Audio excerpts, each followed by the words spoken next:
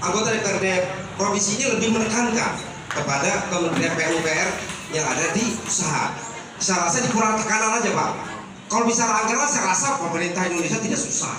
Karena kekayaan Indonesia sangat luar biasa, masa di daerah-daerah bisa terbangun, kita termasuk bagian dari Banten. Ibu kota, pikiran sebagai penyangga ibu kota. Satu. Yang kedua, kalau bicara soal pendidikan, kayaknya Pak Sekolah ini membidangi pendidikan ya Pak Sekolah ya. Pembangunan.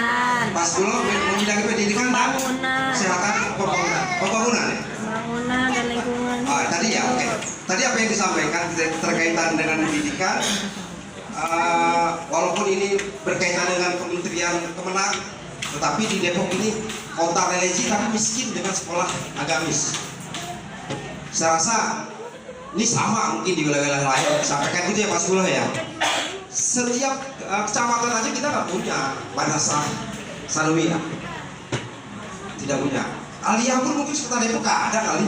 Sepengetahuan saya ada satu Pak. Itu saya rasa gimana kota Depok akan menjadi kota religi, mungkin ini sebagai referensi agar Pak Sekolah bisa menyampaikan nanti dalam sidangnya nanti di DPRD provinsi. Ini adalah usulan masyarakat Durian Mekar, kemudian adalah kota Depok. Dan juga yang ketiga, tadi Bapak menyampaikan masalah kesehatan, kebetulan sangat miris di Durian Mekar ini. Kita pelayanan kesehatan kita masih bergabung dengan kelurahan. Boleh sih. Kalau bicara RSUD yang pelayanan kita cukup paham lah. Mungkin bukan bicara enak, sebenarnya sulit sebenarnya. Tetapi yang paling bawah ini kita belum punya puskesmas Pak, Durian Mekar Pak. Sebenarnya malu kita menyampaikan ini. Setiap kegiatan dan forum apapun selalu kita sampaikan. Mungkin dengan adanya Pak Sekolah, resersi kampung kita itu membawa hikmah ke depan agar terrealisasi sebuah kepentingan masyarakat ke depan. Mungkin hanya itu yang saya sampaikan dari saya. Sekian. Wassalamualaikum warahmatullahi wabarakatuh. Abang berpikiran uangnya ada, pada saat kita tanya malah justru uangnya yang nggak ada ini. Karena dulu saya masih ingat dulu pada saat masa jabatannya Pak Nur, saya mendapatkan proposal, analisanya itu untuk pembebasan tanahnya aja 1,2 triliun Pak. Nah kalau itu kan sudah sekian tahun yang lalu, kalau hari ini mungkin udah 2 kali lipat. Jadi kalau Jalan Raya Sawangan itu mau lebar kayak Margonda, itu beli tanah, pembebasan tanahnya itu bisa udah bukan M lagi Pak, tapi T. Karena sekarang ini kan nggak ganti rugi Pak, tapi ganti untung. Pagar diganti, tanah apalagi, harga pasaran pohon diganti, rumah apalagi. Kenapa jalan tol Jagorawi ke Cinere Pak, yang hanya 14,5 km, udah hampir 15 tahun belum nyambung sampai sekarang? Karena orang bertahan Pak. Nah kalau dia bertahan nggak mau lepas kan nggak bisa didoser, kecuali aturan kepresnya, kecuali dari 100% tanah itu 70% sudah dibayar, yang 30% boleh uangnya dikonsensi ke pengadilan. Ya, tapi itu pun juga yang dianggap bermasalah. Nah ini kan jalan tol Jagorawi Cinere kan dari zaman saya Dewan Kota Depok Pak, zaman wali kotanya Pak Nur Mahmudi.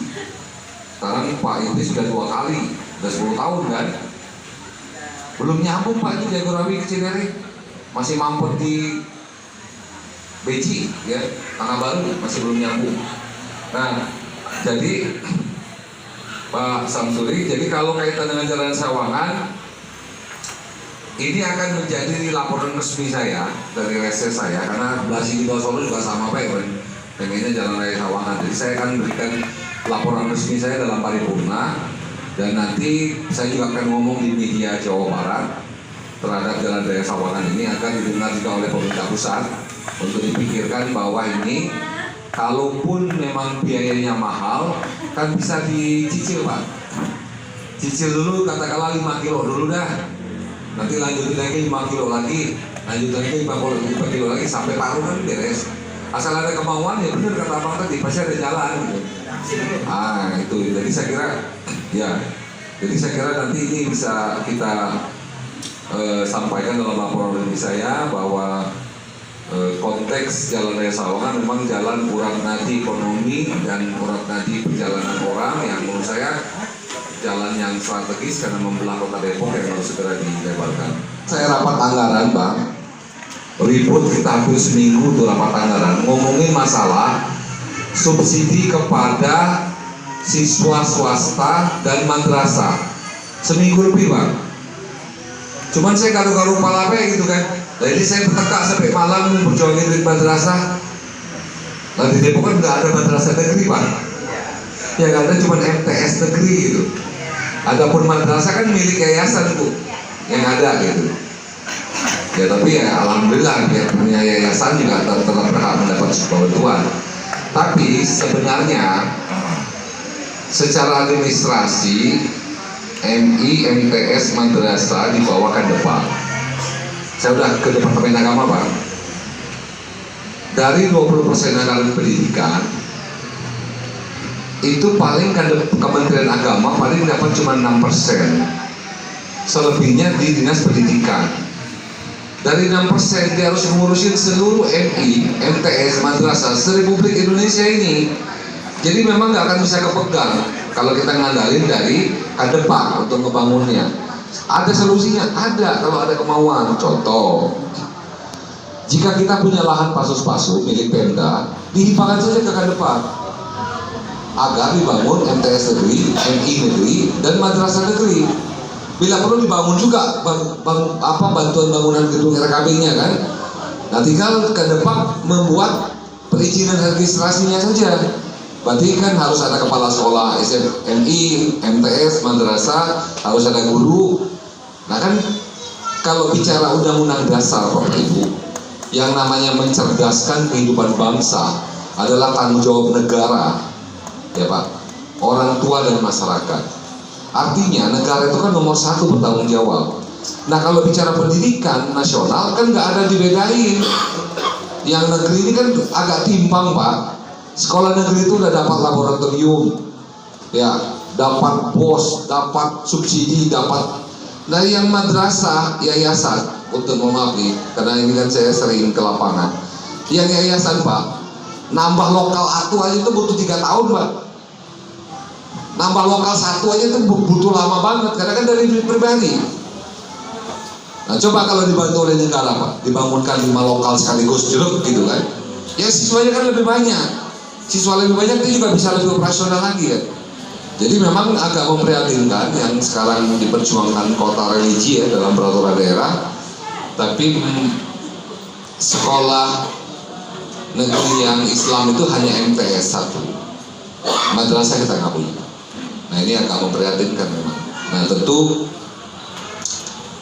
dalam hal ini saya gini, Pemprov Jawa Barat nggak punya kewajiban Pak memberikan bantuan ke sekolah madrasah di Jawa Barat. Nggak ada, karena di luar dari tanggung jawab Pemprov, itu kan tanggung jawab ke depan. Tapi kita Dewan dan Pak Gubernur nggak mau dong. Emang apa bedanya bocah belajar iman sama belajar di SMA umum? Sama Pak, beda sebutan doang, tapi dia kan calon-calon generasi bangsa ke depan. Maka Jawa Barat tidak boleh membanding-bandingkan, tetap semua dikasih. Mau swasta, madrasah, negeri kita kasih semua. Cuman yang beda, duit angkanya apa yang beda.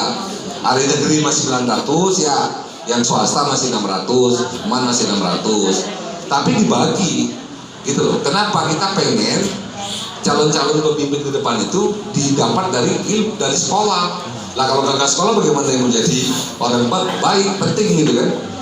Slogannya Kota Depok adalah kota religi. Depok itu kota religi, tetapi pemerintah Kota Depok pun tidak pernah berupayakan pendidikan agama. Miskin dengan sekolah-sekolah agama. Bahkan di kecamatan, setiap kecamatan pun Kota Depok dari 11 kecamatan tidak punya sanawiyah. Dan juga madrasah ibtidaiyah yang ada di tiap kelurahan itu rata-rata swasta. Itulah yang perlu dipikirkan oleh antara Kemendag dan Dikbud, mesti kerjasama kira-kira.